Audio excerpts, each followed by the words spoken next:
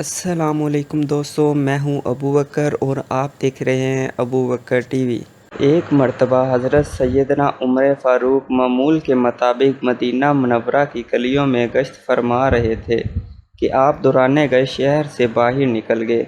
شہر سے باہر آپ نے ایک خیمہ لگا دیکھا جس کے دروازے پر ایک اجنبی شخص نہایت پریشانی کے عالم میں بیٹھا ہوا تھا۔ آپ نے اس شخص کے پاس جا کر اس شخص کی پریشانی دریافت کی تو اس نے آپ سے بے رخی برتتے ہوئے کہا کہ میاں جاؤ، تم اپنا کام کرو، تم کون ہوتے ہو مجھ سے پوچھنے والے۔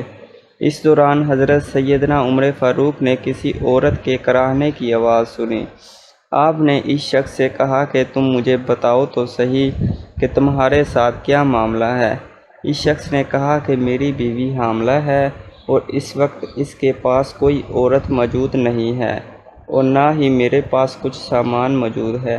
حضرت سیدنا عمر فاروق اس شخص کی بات سن کر گھر تشریف لے گئے اور اپنی زوجہ حضرت ام کلثوم بنت حضرت سیدنا علی کو ہمراہ لیا اور ساتھ ہی کھانے پینے کا سامان اور دوسرا کچھ سامان لیا اور اس شخص کے پاس پہنچے۔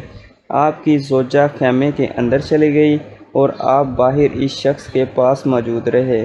جب بچے کی ولادت ہو گئی تو آپ نے اس شخص سے فرمایا کہ تم پریشان مت ہونا، صبح میرے پاس آنا، میں تمہاری مالی مدد بھی کروں گا اور تمہارے بچے کا وظیفہ بھی مقرر کروں گا۔ اس شخص نے پوچھا کہ آپ کون ہیں؟ حضرت سیدنا عمر فاروق نے فرمایا کہ میں عوام کا خادم عمر ہوں۔ اس شخص نے جب آپ کا نام سنا تو اسے معلوم ہوا کہ آپ تو امیر المومنین ہیں۔ وہ پریشان ہوا اور معذرت کرنے لگا تو آپ نے فرمایا تمہیں پریشان ہونے کی ضرورت نہیں، میں عوام کا خادم ہوں۔